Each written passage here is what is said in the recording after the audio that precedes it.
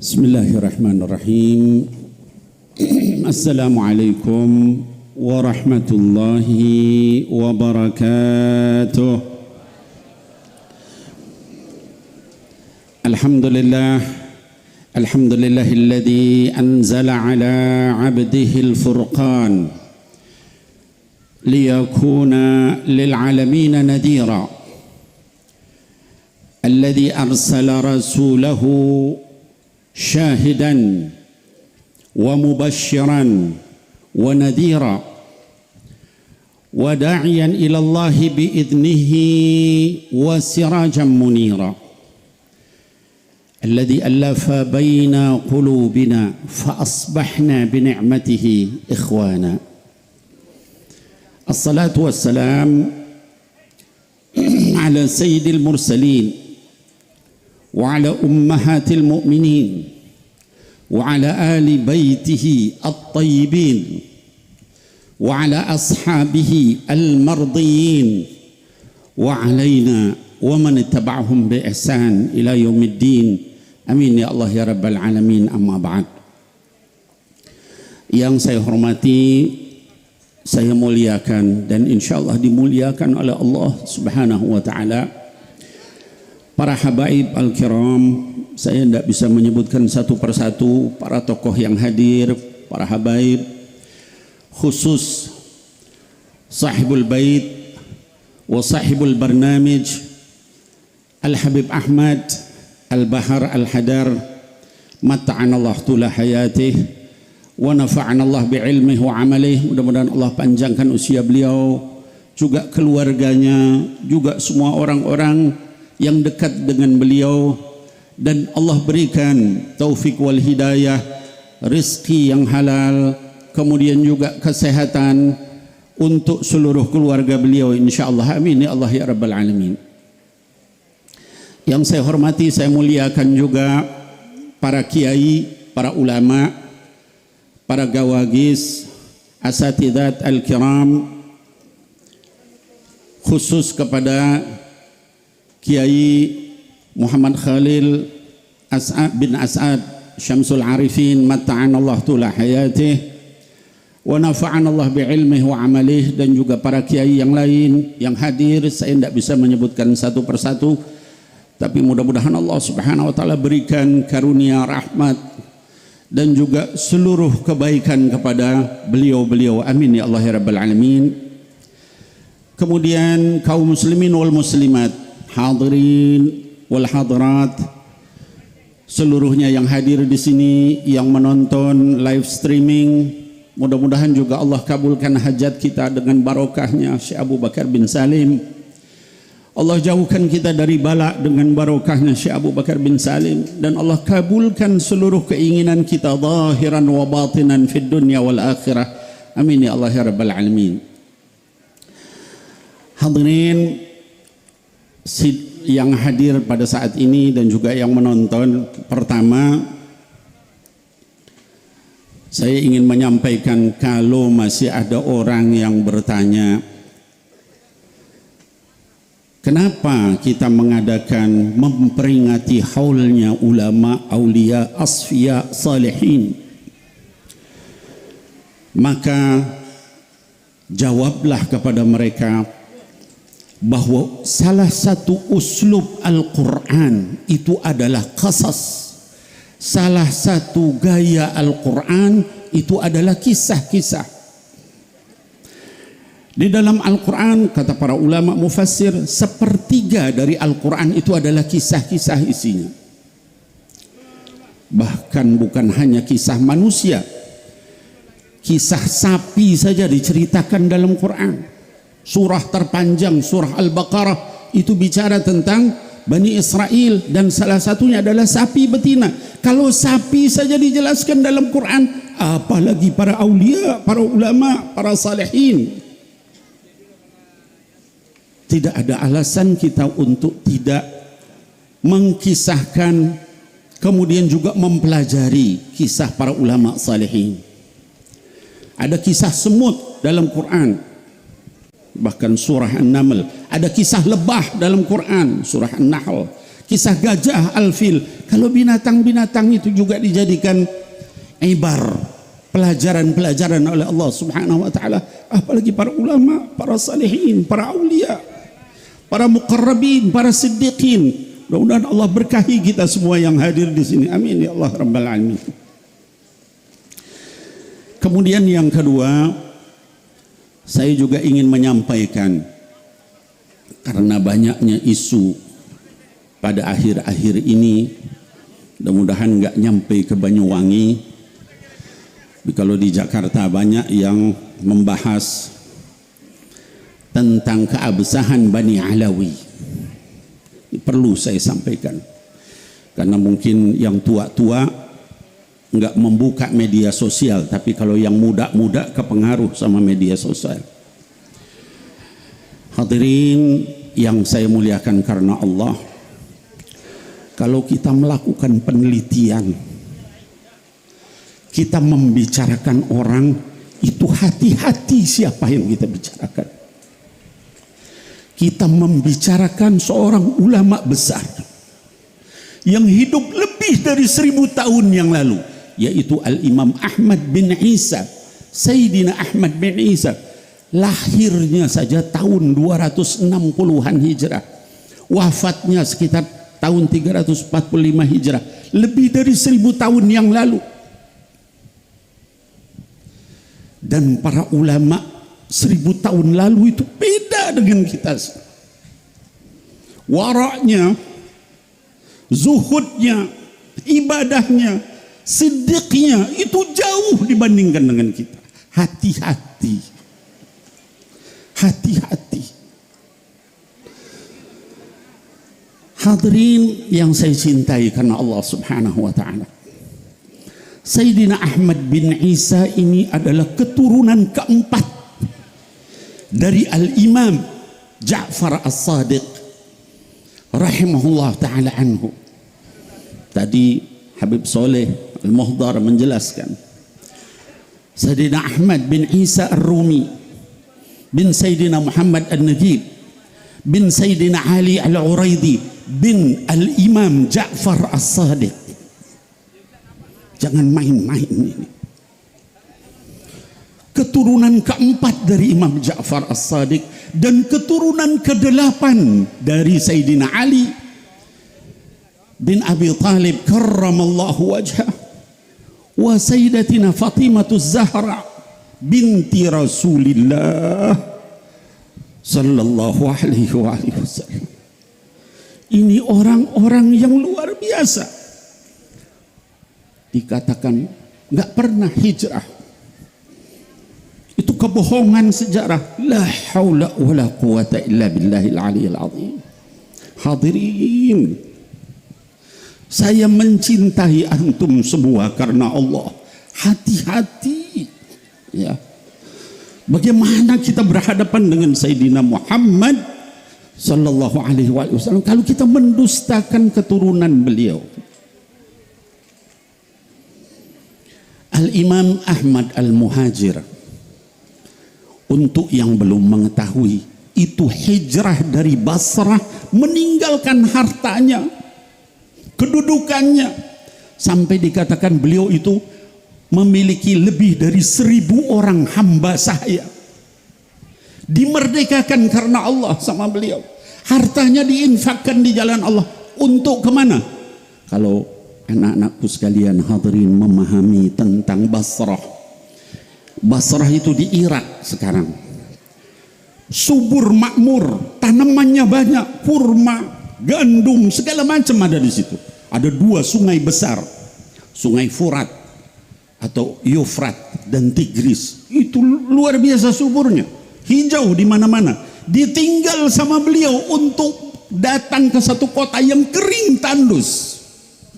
Di Tarim Hadramut, batu, pasir, hartanya dihabiskan, sampai beliau digelari oleh para ulama al-muhajir ilallah, orang yang hijrah hanya karena Allah Subhanahu wa ta'ala. Itu Al-Imam Ahmad bin Isa Al-Muhajir, bukan orang sembarangan. ketika mau berangkat ke Hadramaut, beliau mampir dulu kepada datuknya Sayyidina Muhammad sallallahu alaihi wasallam di Madinah. Setahun di situ, minta isyarah. Lalu kemudian beliau haji, lalu berangkat ke Hadramaut, meninggalkan semua kekayaannya, semua dunia yang beliau miliki, semua untuk pindah ke Hadramaut. Jadi hendaknya kita tahu diri, sadar posisi. Siapa kita, siapa para ulama besar ini. Takut kalau kita kualat hidup kita karena kita mempermainkan. Enggak ada dalam sejarah. La haula wa la quwata illa billah. Al-Imam Ahmad Al-Muhajir itu memiliki keturunan ulama-ulama dan aulia-aulia salihin. Salah satunya adalah yang kita peringati haulnya pada hari ini, Al-Imam Fakhrul Wujud Sayyidina Abi Bakar bin Salim Maula Inad, yang wiridnya kita baca tadi, ya, dan dibaca di seluruh dunia. Orang-orang membaca, miliaran orang ngulang-ngulang wiridnya. Itu adalah keturunan daripada Al-Imam Ahmad Al-Muhajir, yang punya anak namanya Ubaidillah, punya anak namanya Alwi, yang keturunannya disebut, dinisbatkan kepada Alwi menjadi Al-Ba'alawi. Ulama-ulama besar. Ada Al-Imam Umar ibn Abdurrahman Al-Attas yang wiridnya juga dibaca di pondok-pondok pesantren, bahkan di berbagai negara di dunia ini, yaitu wirid Attas. Ada Al-Imam Abdullah ibni Alawi Al-Haddad yang wiridnya, rotibnya dibaca miliaran kali sama orang seluruh dunia. Kitab-kitabnya diajarkan di pesantren. Nasaihud Diniyah wal Wasaya Al-Imaniyah, Adab Suluk Al-Murid, dan lain-lain kitab. Ini bukan orang-orang sembarangan, didustakan nasabnya. La haula wa la quwata illa billah. Hadirin yang saya cintai karena Allah subhanahu wa ta'ala, bukan hanya itu, saya ingin sampaikan yang mentashih nasabnya Ba'alawi itu ulama-ulama kaliber dunia. Siapa Bib? Di antaranya adalah Al-Imam Ibnu Hajar Al-Haytami, yang kitabnya kita pelajari, fatwanya kita baca, dan mu'tamad inda Syafi'i, di kalangan ulama mazhab Syafi'i diakui beliau, Imam Ibnu Hajar Al-Hafidh. Siapa lagi yang mentashih nasabnya Ba'alawi? Al-Hafidh Al-Imam As-Sakhawi rahimahullah ta'ala anhu. Anak-anakku sekalian, hadirin yang saya cintai karena Allah, kalau kita di zaman kita bilang Al-Hafidh itu apa artinya? Hafidhul Quran, hafidhah artinya hafal Quran. Kalau al-hafidh indal ulama aslafuna, para salaf kita terdahulu, yang namanya hafidh adalah minimal hafal 100.000 hadis berikut sanad dan matanya. Allahumma salli ala Sayyidina Muhammad. 100.000 hadis minimal, maka baru disebut al-hafidh. Kalau kita sekarang ngapal hadis gimana? Waktu di pondok dulu, ya, an Umar ibn al-Khattab radhiyallahu anhu an Rasulillah sallallahu alaihi wasallam, innamal a'mal binniyat wa innamal likulli imri'in ma nawa. Kita begitu kalau ngapal hadis. An Ibni Abbas radhiyallahu anhuma hafidtu an Rasulillah sallallahu alaihi wasallam, dari Abdullah bin Abbas dari Nabi Muhammad sallallahu alaihi wasallam menyampaikan begini dan begitu. Kalau para ulama ini bukan begitu ngapal hadisnya. An fulan, an fulan, an fulan, an fulan, an fulan, an Rasulillah sallallahu alaihi wasallam. Orang sekaliber itu yang mentashih nasab Ba'alawi didustakan. Yang mendustakan siapa?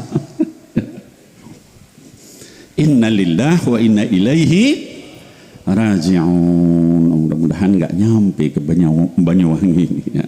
Bersih insya Allah kalau di sini kita ya. Tapi jangan sampai anak-anak terutama para pemuda rame viral di mana-mana ya. Bahkan bukan hanya itu anak-anakku sekalian, bukan hanya para ulama non Indonesia, ulama-ulama Nusantara mentashih nasabnya Ba'alawi.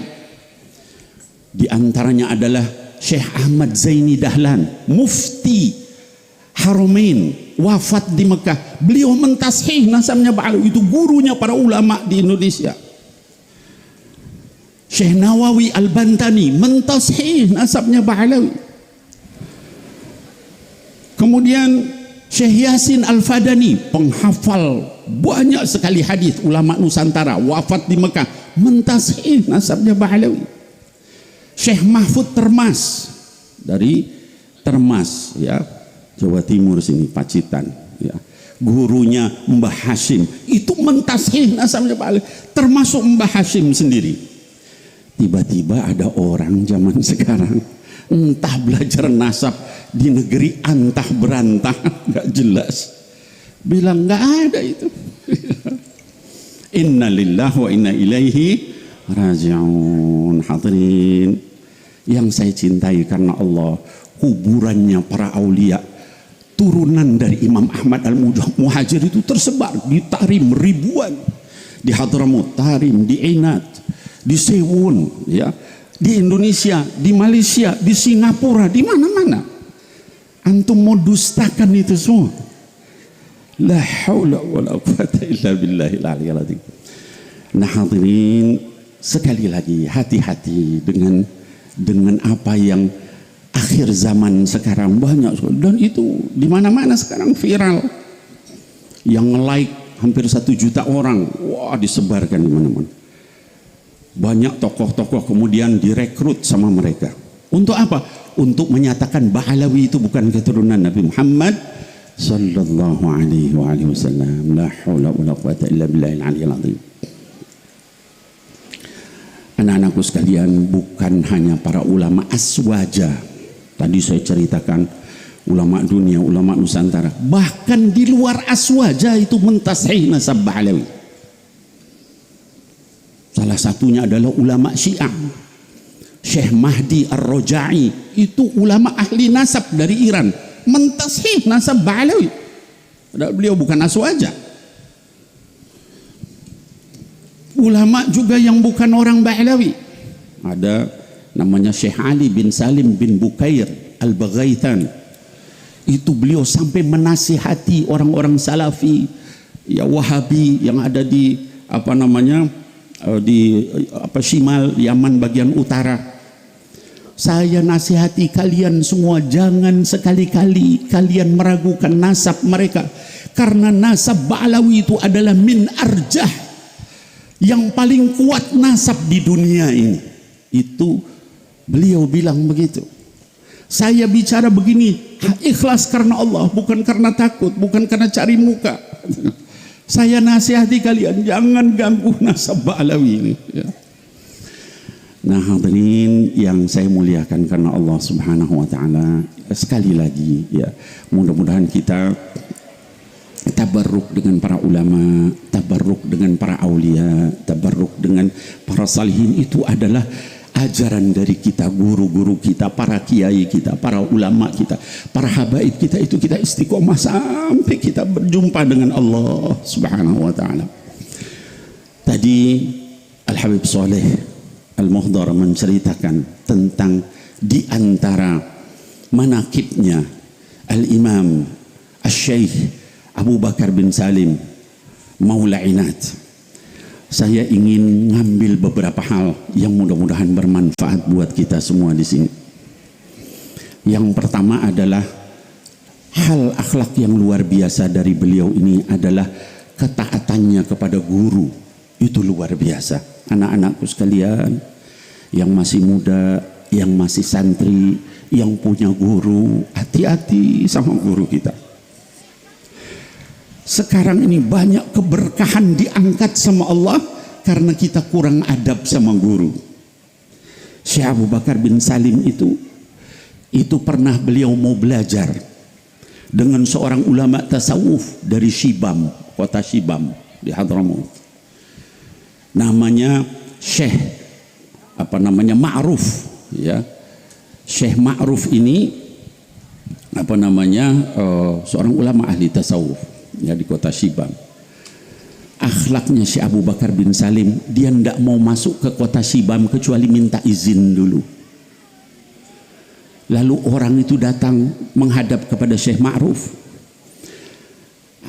Al-Faqir Abu Bakar bin Salim mau belajar. Syekh Ma'ruf belum berkenan. Disampaikan sama orang itu, disampaikan kepada Syekh Abu Bakar bin Salim. Tunggu. Syekh Ma'ruf belum berkenan menerima. Apa yang dilakukan oleh Al-Imam Abu Bakar bin Salim? Kalau kita murid, kita dibilang begitu sama guru kita, apa yang kita lakukan? Pulang, betul apa enggak? Al-Imam Abu Bakar bin Salim nunggu di luar kota Shibam, kepanasan, malam hari kedinginan, dia nunggu karena dibilang tunggu. Berapa lama nunggunya? Tiap hari beliau nunggu. Seminggu beliau nanya lagi sama orang Shibam, tolong tanyakan apa beliau sudah berkenan menerima saya sebagai murid. Ditanyain lagi, belum. Tunggu lagi, seminggu lagi. Begitu seterusnya sampai 40 hari beliau nunggu kepanasan, kedinginan untuk belajar ilmu agama. Kepada siapa? Kepada seorang ulama ahli tasawuf. Sampai kemudian dikabulkan setelah 40 hari, kemudian datang. Enggak lama belajar sama Syekh Ma'ruf, kemudian beliau mendapatkan asrar dari Allah Subhanahu wa taala, bahkan kata para ulama melebihi dari gurunya. Kenapa? Keberkahan, ketaatan kepada guru. Jadi kalau kita punya guru, walaupun ngajarin satu huruf, kita betul-betul hormati, muliakan dia. Sampai kapan? Sampai meninggal. Ya. Itu yang pertama. Yang kedua yang bisa kita ambil juga keberkahan dari beliau adalah semangat beliau mencari ilmu. Tadi Al-Habib Saleh menceritakan, beliau itu mengkhatamkan kitab Ihya Ulumuddin Al-Imam Ghazali setiap tahun sekali selama 40 tahun. Bib, saya bisa khatam Ihya sebulan? Ya bisa. Beliau itu mengkhatamkan, maksudnya seluruh ilmunya dipelajari, dilaksanakan terus dalam kehidupan beliau selama 40 tahun, 40 kali khatam. Kita terhadap kitab yang diajarkan berapa kali khatam. Ini semangat mencari ilmunya beliau. Tadi dikatakan beliau juga belajar kitab Al-Minhaj, Minhajut Talibin. Berapa kali? 30 kali. Setiap tahun khatam sampai 30 tahun. Terus menerus. Itu Al-Imam Fakhrul Wujud.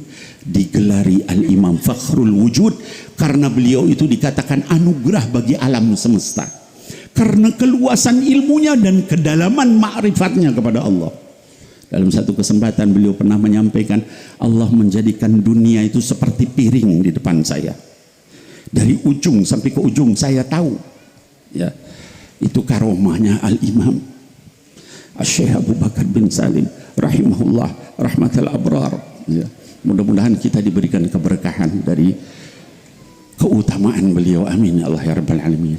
Ibadahnya juga luar biasa. Tadi dikatakan beliau itu 40 tahun sholat subuh dengan wudhu isya. Bib, saya juga setahun sholat subuh dengan wudhu isya. Iya, kalau kita sholat subuh dengan wudhu isya itu duduk. Al-Imam Abu Bakar bin Salim itu keliling di seluruh kota Tarim untuk setiap malam ngisi air wudhunya, karena di sana itu air susah. Beliau ngambil air ke setiap masjid sampai subuh itu seluruh masjid di kota Tarim itu semuanya penuh untuk orang wudhu sholat subuh. Itu Al-Imam Abu Bakar bin Salim rahimahullah ta'ala anhu. Lalu beliau sholat subuh di Masjid Ba'isa, ya, di kota Lisik. Tapi semalaman itu keliling seluruh masjid di kota Tarim untuk membawain air, lalu sholat 2 rakaat, pindah lagi, bawa air lagi ke masjid, terus sampai pagi. 40 tahun lamanya melakukan sholat subuh dengan wudhu isya, dengan melakukan hal seperti itu. Tadi juga disebutkan beliau itu puasa kalau berbuka dengan balah. Balah itu kurma yang apa namanya masih seperempat matang. Saking tawadhu. Tapi ketika ngasih orang lain motong unta. Tiap hari itu 1000 fakir miskin dikasih sedekah sama beliau.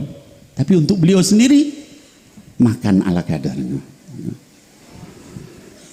Kemudian tadi juga disebutkan ya bahwa beliau itu kalau duduk nggak pernah nyender. Dan duduknya nggak pernah bersila. Duduknya iftirash atau tawarruk. Saking dia ta'zimnya sama Allah Subhanahu wa ta'ala. Nggak pantas saya duduk di atas buminya Allah ini dalam keadaan saya nyender atau seumur hidupnya begitu. Allahumma salli ala Sayyidina Muhammad. Hadirin yang saya cintai karena Allah, itu manfaatnya kita mengadakan haul. Ikuti, dengerin, lalu kemudian kita baca doa untuk beliau, bacakan Fatihah, lalu kita ikuti akhlaknya dan sebagainya. Mudah-mudahan kita disinari oleh Allah Subhanahu wa taala dengan nurut taufik wal hidayah. Nah hadirin yang saya cintai karena Allah Subhanahu wa ta'ala, itu tadi beberapa hal yang saya sebutkan tentang keutamaan Syekh Abu Bakar bin Salim. Saya sebetulnya ingin memperpanjang, tapi yang pertama guru kita Kiai Muhammad Khalil sudah hadir ya bersama kita. Nanti kita beri kesempatan beliau juga untuk menyampaikan. Kemudian juga saya juga perlu izin sama Bapak Ibu sekalian, ini karena langsung harus naik kereta siang ini juga ya. Karena nanti saya ada acara lagi di Surabaya ya. Jadi keliling, alhamdulillah pada hari ini bisa ketemu dengan para ulama di sini, para habaib. Mudah-mudahan nanti di akhirat kalau misalnya saya ditanya sama Allah, saya katakan saya sudah tabarruk ke kota Banyuwangi, ketemu para ulama, duduk di majelisnya para habaib, para ulama. Mudah-mudahan Allah berkenan mengampuni saya dan kita semuanya. Amin ya Allah ya Rabbal Alamin. Hadirin yang saya cintai karena Allah, mungkin itu yang bisa saya sampaikan. Nafa'ani wa iyyakum. Mudah-mudahan kita bermanfaat ya buat saya dan kita sekalian, dan mudah-mudahan kita semua diberikan keberkahannya Syekh Abu Bakar bin Salim karena kecintaan kita kepada beliau, kepada para habaib, kepada para ulama, kepada para kiai, para guru, para asatidat, seluruh orang-orang yang saleh di atas dunia ini. Mudah-mudahan dengan kita menghormati, memuliakan mereka semua, kita diberikan keberkahan oleh Allah Subhanahu wa taala melalui makom-makom mereka semuanya. Amin ya Allah ya Rabbal Alamin. Al-haqqu min rabbika fala takunanna minal mumtarin. Kebenaran itu dari Allah, jangan kita termasuk orang yang ragu-ragu, dan kesalahan dari kebodohan saya sendiri. Walafu minkum, billahi taufiq wal hidayah. Assalamualaikum warahmatullahi wabarakatuh.